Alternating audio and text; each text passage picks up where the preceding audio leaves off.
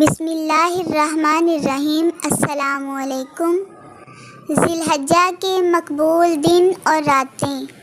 حضرت ابو ہریرہ رضی اللہ عنہ بیان فرماتے ہیں کہ رسول اللہ صلی اللہ علیہ وآلہ وسلم نے ارشاد فرمایا، دنوں میں سے کسی دن میں بھی بندے کا عبادت کرنا اللہ تعالیٰ کو اتنا محبوب نہیں جتنا کہ عشرہ ذی الحجہ میں محبوب ہے۔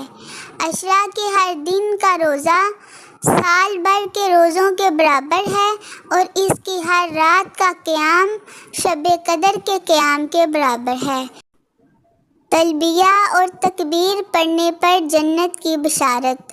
تلبیہ اور تکبیر کیا ہے؟ اگر کسی بہن بھائی کو نہیں پتہ تو ان کے لیے بتانے لگی ہوں۔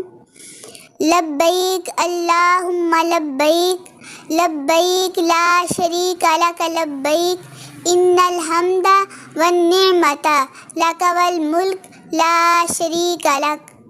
یہ تلبیہ ہے اور تکبیر اللہ اکبر، اللہ اکبر، لا الہ الا اللہ واللہ اکبر، اللہ اکبر وللہ الحمد، یہ تکبیر ہے۔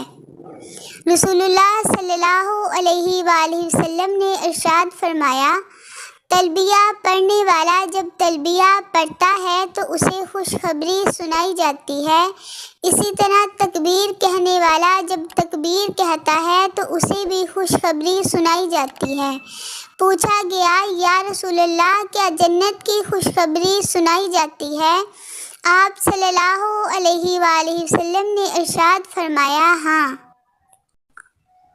اے اللہ، یہ حج بیت اللہ کا مہینہ ہے، اس مبارک ماہ میں ہمارا کوئی گناہ نہ رہنے دے جسے تو نے بخشا نہ ہو، اور نہ کوئی غم جس سے تو نے رہائی نہ دی ہو، اور نہ کوئی قرض کہ جسے تو نے ادا نہ کیا ہو، اور نہ گمشدہ شے کہ جسے تو نے ہم تک نہ پہنچایا ہو، اور نہ دنیا و آخرت کی حاجات میں سے کوئی حاجت کہ جسے تو نے پورا نہ کیا ہو اور اسے آسان نہ بنایا ہو، بے شک تو ہر چیز پر قادر ہے۔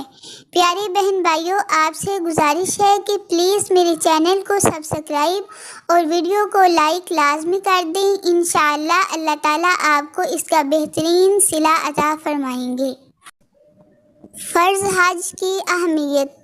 فرمان مصطفیٰ صلی اللہ علیہ وآلہ وسلم، ایک حج ادا کرنا 40 غزوات میں شریک ہونے سے بہتر ہے، اور ایک غزوہ 40 نفلی حج ادا کرنے سے بہتر ہے، اور جس نے حجۃ الاسلام یعنی فرض حج ادا کر لیا تو غزوہ میں شریک ہونا اس کے لیے 40 حج ادا کرنے سے بہتر ہے، اور فرض حج ادا کرنا 40 جنگوں میں شریک ہونے سے بہتر ہے۔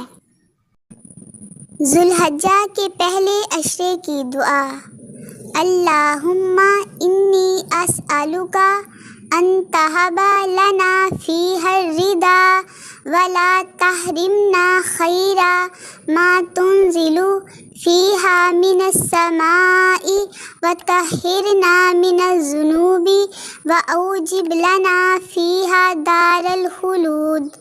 اے اللہ، میں تجھ سے سوال کرتی ہوں کہ ان دنوں میں ہمیں اپنی خوشنودی عطا کر اور ہمیں اس بلائی سے محروم نہ کر جو تو نے آسمان سے نازل کی ہے، اور ہمارے گناہ دھو ڈال اور ہمارے لیے ہمیشگی والی جنت واجب کر دے، آمین۔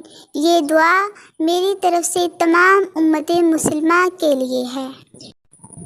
یومیہ 100 حج کا ثواب۔